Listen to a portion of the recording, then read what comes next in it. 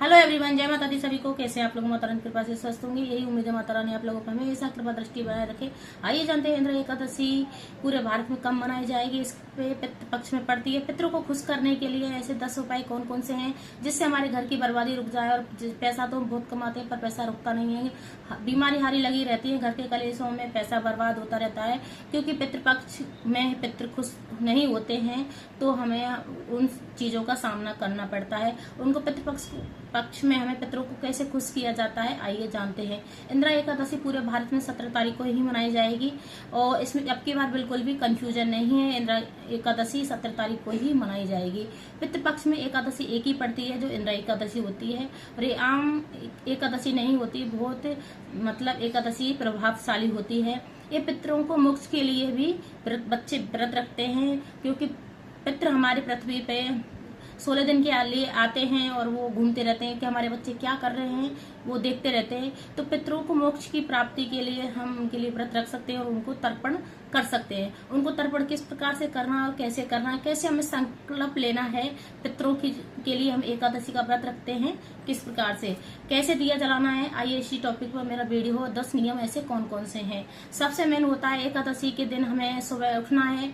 एकादशी के दिन हमें काले तिल डालकर नहाना है, गंगा जल भी डाल के नहाया जाता है, तो गंगा जल भी डालना है, काले तिल डाल के हमें नहाना है। फिर हमें संकल्प लेना है। संकल्प कैसे लेना है, संकल्प हमें हाथ में काले तिल जरूर रखना है, क्योंकि उस एकादशी के दिन चावल नहीं रखा जाता और पितृपक्ष में काले तिल का बहुत ज्यादा उपयोग होता है, पितरों खुश होते हैं। तो हमें पितरों के लिए हमें एकादशी का व्रत रखना है, इसलिए हमें काले तिल रखना है। हथेली पर एक सुपारी रखनी है। फिर हमें जल लेना है और उनका नाम लेते हुए श्री विष्णु बोलते हुए, अपना नाम गोत्र स्थान बोलते हुए, और मैं पितरों के लिए ये एकादशी समर्पण करती हूँ, उनके संकल्प में ये व्रत में कर रही हूँ। पितरों के लिए हमें ऐसे बोल देना है। फिर हमें जैसे दक्षिण दिशा की तरफ 1 लोटा जल ले लेना है, उसमें कच्चा दूध डालना है, उसमें काले तिल डालने हैं, उसमें दुर्वा डाल लेनी है और तुलसी के पत्ते डाल देने हैं। फिर हमें उनको जल देना है। ये हमारा जो पर्वत होता है, हमें ऐसे तर्पण करना होता है, दक्षिण दिशा की तरफ हमें मुख करना है और हमें जल देना है पितरों को, जिससे वो पितर बहुत खुश होते हैं और उनको सारी कष्टों से मुक्ति मिलती है, वो नरक की योनि में वापस नहीं जाते हैं। तो इसलिए हमें उनको तर्पण करना चाहिए। फिर आता है कि हमें दक्षिण दिशा की तरफ हमें दीपक जलाना है। वैसे दीपक तिल के तेल का ही जलाया जाता है पितृपक्ष में। अगर हमारे पास तिल का तेल नहीं है तो हम सरसों के तेल में भी दीपक जला सकते हैं और उसमें काले तिल डाल दें। दक्षिण दिशा की तरफ फेस करना है, दीपक को हमें जलाना है और शाम के टाइम पे जलाना है। और जब हम कहानी सुनते हैं उस टाइम हमें दोनों तरफ देहरियों पे दीपक जलाना है। और फिर उसके बाद में जो हमारा पानी का जो पात्र होता है, जो हम किचन में भरते हैं या आरओ के पास, हम एक दीपक शाम को जलाना है पितरों के नाम से, कि वो पितरों के नाम से दीपक होता है। जो हमारे घर में कलेश नेगेटिविटी भरी होती है उसको समाप्त होता है और पितृ खुश होते हैं, तो वो पितरों को ही दीपक लगाया जाता है। इस प्रकार से कर सकते हैं। और ऐसा नहीं है कि व्रत पुरुष और महिलाएं दोनों रख सकते हैं, ऐसा नहीं है। महिला जो औरतें होती हैं वो तर्पण नहीं कर सकती हैं, पितरों का कर सकती हैं। जो जेंट्स होते हैं उनको टाइम नहीं मिलता है तो महिला कर सकती हैं। वो मायके के लिए भी संकल्प ले सकती हैं और ससुराल के लिए भी संकल्प ले सकती हैं। अपने पितरों के लिए दोनों ही व्रत रख सकते हैं।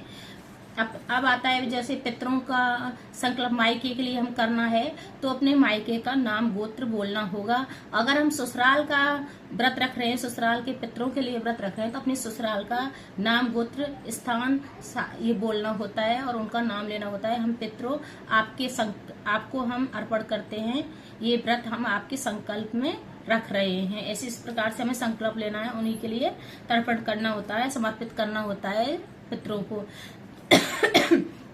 फिर आता है जो गाय को हमें जो 5 पिंडी खिलाते हैं तो आटा लगाना है, उसमें नमक नहीं डालना है और गोल गोल पिंडी बना के उस पर काले तिल डाल के हमें गाय को खिला के आना है। उससे भी हमारा जो पितृ होते हैं वो बहुत खुश होते हैं। तुलसी की पौधा होता है, उसमें वैसे एकादशी के दिन बहुत जगहों पर जल डाला जाता है और उस दिन भी डाल सकते हैं। उसमें तुलसी में काले तिल, जो लोटा होता है जल में, तो काला तिल डाल के ही तुलसी में जल दें, जिससे पितरों को लगता है जब तुलसी में हम पितृपक्ष में जल देते हैं तो वो तर्पण होता है। तुलसी में अगर जल देते पितरों को लगता है। पीपल की जड़ों में हमें काला तिल डाल के ही जल देना चाहिए, तो वो भी पितरों को लगता है। 7 परिक्रमा देनी चाहिए, जो पीपल का वृक्ष होता है उसकी 7 परिक्रमा देनी है। फिर आता है जैसे हमें और ऐसा क्या करना है जिससे हमारे पितृ खुश हो जाएं, तो हमें छोटी छोटी बातों का विशेष ध्यान रखना है अपने पितरों को खुश करने के लिए। और काले तिल का बहुत बड़ा महत्व होता है इसमें, अपने पितरों को खुश करने के लिए। और सबसे मेन होता है कि जैसे अपने पितृ हैं बहुत छोटी छोटी चीजों पे ध्यान रखते हैं कि हमारे बच्चे क्या कर रहे हैं क्या नहीं कर रहे हैं, जिससे हमारे पितृ हमसे खुश हो जाएं। तो हमें दीपक का विशेष ध्यान रखना है। जो भी दान पुण्य करना होता है पितृपक्ष में, काले तिल का दान होता है। सबसे मेन 3-4 जगह होता है, गाय को निकाला जाता है, मंदिर में भी दिया जाता है, और जो पंडित को हम खाना खिलाते हैं उसको भी काले तिल दिए जाते हैं।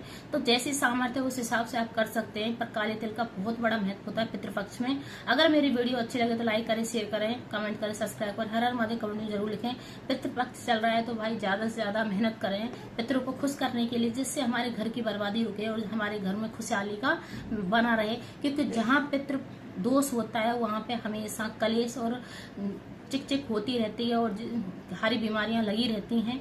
सबसे मेन चीज होता है अपना पितृ दोष को हम खुद ही निवारण कर सकते हैं, किसी के पास जाने की जरूरत नहीं होती है। छोटे छोटे उपाय हैं, इनको जरूर कर सकते हैं और इससे हमारे पितृ खुश होते हैं, उनको मोक्ष की प्राप्ति मिलती है।